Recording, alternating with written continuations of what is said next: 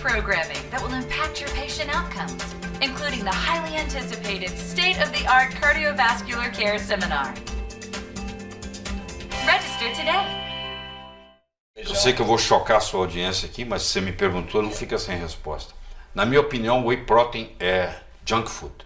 O sal de mesa é veneno. Então, aquela pessoa que pratica yoga, que faz uma atividade física inteligente e que tem a respiração abdominal, ela leva mais oxigênio para o sangue.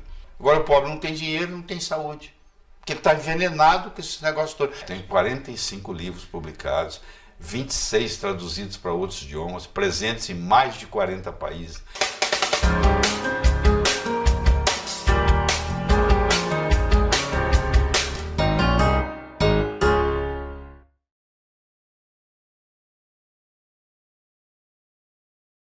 Então vamos à segunda parte da entrevista com o Dr. Lai Ribeiro. Também tinha que explorar o Dr. Lai Ribeiro, né? Cardiologista, nutrólogo, formado pela Federal de Juiz de Fora, grande, querido. Conterrâneo. Nosso, meu conterrâneo. E sabe muito, né? A gente tem que aproveitar esse conhecimento. E eu vou, como na outra entrevista a gente falou muito do Sanstão, eu vou falar uma coisa, vou começar com uma coisa que me impressionou muito. Sim. Quando eu vi você falando na internet, que é a questão do chiclete. Certo. Porque eu passei anos da minha vida, parei só depois da sua aula, certo, mascando chiclete zero açúcar, achando que isso estava me levando, passando bem, fome. Você deve ter ouvido eu falar um exemplo. Você vai numa floresta e de repente você escuta o rugir de um leão. E de repente você já está apavorado. Você nem viu o leão ainda, mas você escutou. O processo digestivo tem várias fases. Uma delas é a cefálica. Então você olhar a comida já começa a digestão. Só de você olhar o odor que está na mesa, o cheiro, o sabor. Então na língua você tem as papilas gustativas. Você tem para o amargo, para o azedo, para o salgado, para o doce e para o umami. U-M-A-M-I, a gente pode discutir depois, para o umami. E tem o doce. Então quando você coloca uma coisa doce na boca, não precisa ser açúcar, que seja doce. Você ativa a papila gustativa do doce. Ela avisa para o cérebro, está vindo açúcar aí. O cérebro avisa para o pâncreas, prepare-se porque vai precisar produzir insulina. Aí o pâncreas começa a produzir insulina.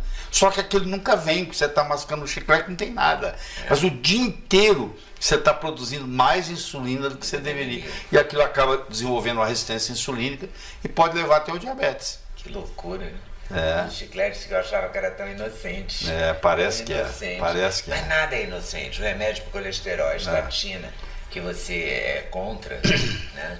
E vários estudos americanos, o ano passado 2 estudos e esse ano já um estudo, atestam, corroboram o que você diz. Tem 20 anos que eu falo isso, né? Eu tive a oportunidade de viver 17 anos nos Estados Unidos. Eu trabalhei em Harvard, trabalhei na Baylor, fui 11 anos professor de medicina da Thomas Jefferson, fui diretor médico da Merck e fui vice-presidente da Novartis, na época Ciba Corporation, que depois se juntou com a Sandoz e formou a Novartis. Então, o primeiro país do mundo a lançar estatina foi os Estados Unidos.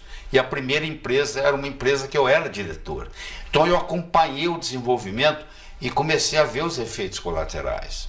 Então a estatina, eu acho que um dia, talvez já tenha morrido, vai sair do mercado, porque ela não tem, o benefício que ela traz é mínimo comparado com os efeitos colaterais. Esses artigos dizem que a doença coronariana não tem nenhuma relação. Nunca teve. Com o colesterol. Isso foi. Mas a vida inteira venderam isso pra gente. Eu sei, mas isso foi uma hipótese que nunca foi comprovada. A correlação. Nos últimos 20 anos, dobrou o número de obesos no mundo. Nos últimos 20 anos, dobrou a venda de tênis no mundo. Você acha que é porque o cara usa tênis? Não.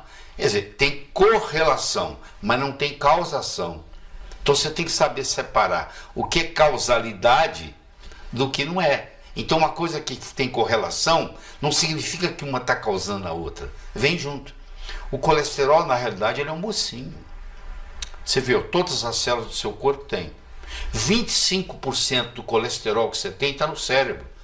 Você acha que se fosse uma substância nociva, o Criador ia pegar e colocar sacanagem cósmica? O que é isso? Você entendeu? Faz sentido, pô. Na hora Faz que você sentido. fala, faz É. sentido. Todas as células, a membrana da célula é feita de colesterol, todos os seus hormônios esteroidais são feitos de colesterol, a sua bile é feita de colesterol. Olha aí, todo lugar. Então por que umas pessoas têm colesterol familiar alto Tá, e outras tá. não? Que é o meu caso. Tá, O caso vamos- da minha família tem colesterol alto. Tá, deixa eu te falar. Colesterol familiar é uma coisa à parte. É uma coisa relativamente rara. Os níveis de colesterol chegam até 1000. Eu não sei qual é o seu. Não, o meu eu tomo estatina. Não, eu sei, mas quando não tomava? Chegava a 280, Não, isso não é 300, nada, isso não é nada. Quando eu comecei a praticar medicina lá em Juiz de Fora, lá em Barbacena, como diz o outro, o colesterol normal era 320. Você acredita nisso? Quando eu me formei em medicina, em 72, o colesterol normal era 320. Eles foram baixando. E a mesma coisa estão fazendo com a pressão. Está baixando. Porque quanto mais baixa, mais remédio vem. Isso também é verdade. Entendeu? A pressão que era 12 por 8 agora mudou para 11 por 9? 11 por 7. 12 por 8 já está começando a ser pré-hipertensão, né? Mas isso aí, bom, Então isso aí você acha que a estatina deve ser abolida. usada- abolida? Abolida. Eu acho que não tem valor. Para tomar estatina a pessoa tem que ter colesterol mais de 400, mais de 500 ou Bom, não? você está me provocando, eu vou entrar na história. Entra. A gente tinha o colesterol nos anos 70. Aí nós tivemos o colesterol bom, que você conheceu, e o colesterol ruim, que é uma piada. Porque os dois são o mesmo colesterol. Um leva, o outro traz. O LDL pega o colesterol no fígado e leva para os órgãos. O HDL faz o reverso, traz dos órgãos para o fígado. Mas o colesterol é o mesmo. No LDL e no HDL, ele é o mesmo. Ele não tem diferença.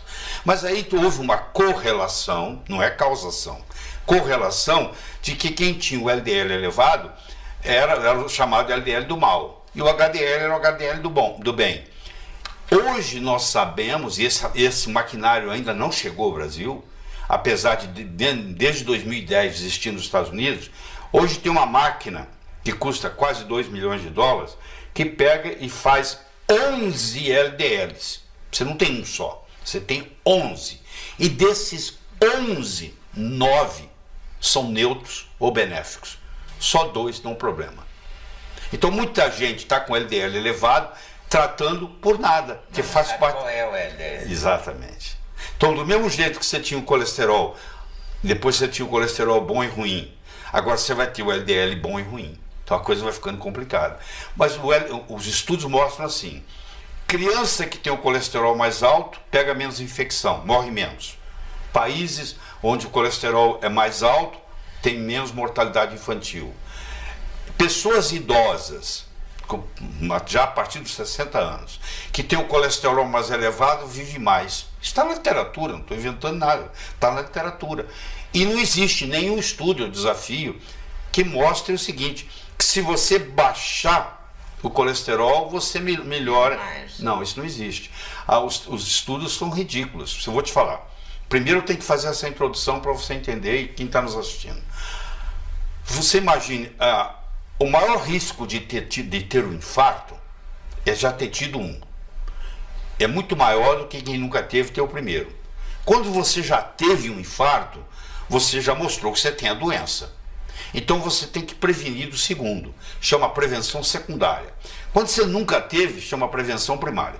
Então, vamos pegar 200 pacientes. Entra aspirina na prevenção primária e secundária? Entra nos dois. Mas também não é uma grande coisa, mas entra nos dois. Tá, depende de como você faz. Mas deixa eu te falar. Então vamos pegar 200 pessoas, escuta, que tiveram infarto.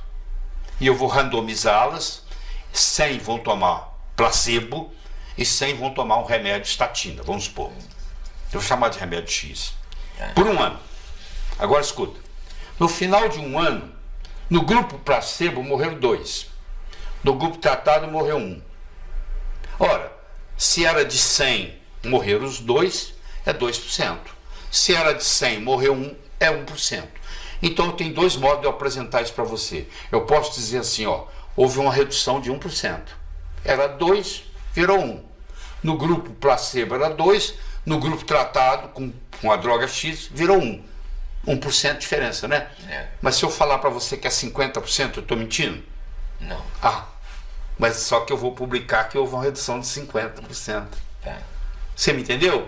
Aí você fala assim, nossa, quer dizer que se eu tomar isso, eu vou reduzir em 50%?